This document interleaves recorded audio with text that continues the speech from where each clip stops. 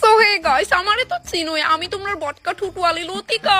তো গাইস, আজকে আমরা বাড়িতে আইবো বেস্টি আর বাদামনির আমি ইনভাইট করছিলাম না, কিন্তু বেস্টি সবসময় লেজ লয়ে আয় তাই লগে। আচ্ছা যাই হোক, আমি একটা স্পেশাল ডিশ বানাবো তারার লিগা। তো চলো দেখি কি স্পেশাল ডিশ।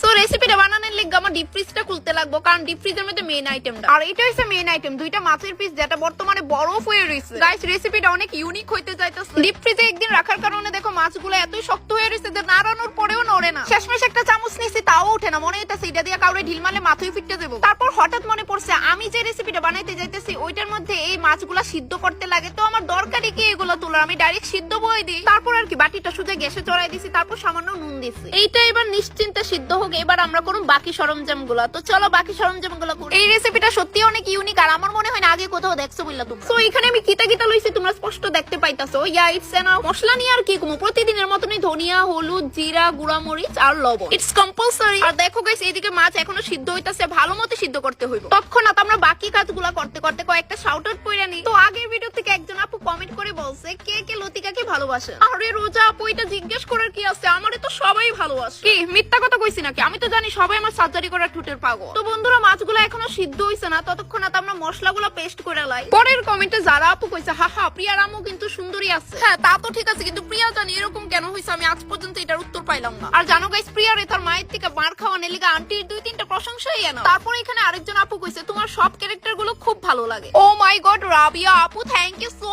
মাচ। তো এখানে আমার সবগুলো মশলা করা শেষ। আবারও ফিরে এসে মাছগুলোর দিকে, যেগুলো আমি গ্যাসের উপরে বয়েল হয়ে গেছিলাম, এবার মাছগুলোর থেকে কাটা বাই করালাম। তো মাছগুলো আমি বাড়ির থেকে একটা প্লেটে লয়ে লাইছি, আর আমি জানি এই কাজ করতে আমার অনেকক্ষণ সময় লাগবে। আর জানো গাইস, এই বয়েল মাছগুলোর গন্ধ যখন আমার নাকে গেছে সত্যি অনেক ওয়ার্ড লাগছে আমার। আমি বুঝি না ভাই, যারা জঙ্গলে ট্রাভেল করে তারা কিভাবে পুরো মাছ, সিদ্ধ মাছ খায়, আমি তো গন্ধেই বাঁচতে পারতাছি না। 2000 years later. গাইস, এটা রুই মাছ আসছিল, আর আমি কাটা বাঁচতাছি শেষ আর হয় না, আমার ঘুমও পাওয়া যাইতাছিল।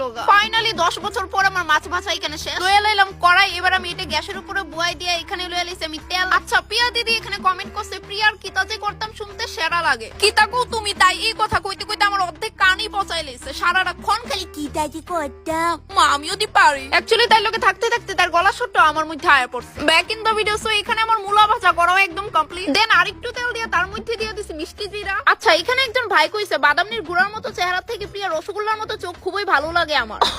ঠিকই কইছো ভাই, বাদামনির চেহারাটা পুরো ঘোড়ার মতো নই। তারপর এখানে বিশ্বজিৎ নামের একজন ভাই কইছে আসলে বাদামনিকে খুব ভালো লাগে, বাদামনিকে নিয়ে একটা লং ভিডিও চাই। কে রে বাদামনিকে লিগা আমার ভিডিও ভালো লাগে না নাকি তো তোমরা? উফ, নেক্সট কমেন্টে প্রিয়ার ফেসটা খুব সুন্দর লাগে, এন্ড তার অভিনয়টাও। কে রে আমি না কে রে? দেখো আমার কিন্তু ভালো লাগতেছে না, কেউ আমারই নিয়ে কিছু কইতাছো না, খালি বাদামনি আর প্রিয়। আচ্ছা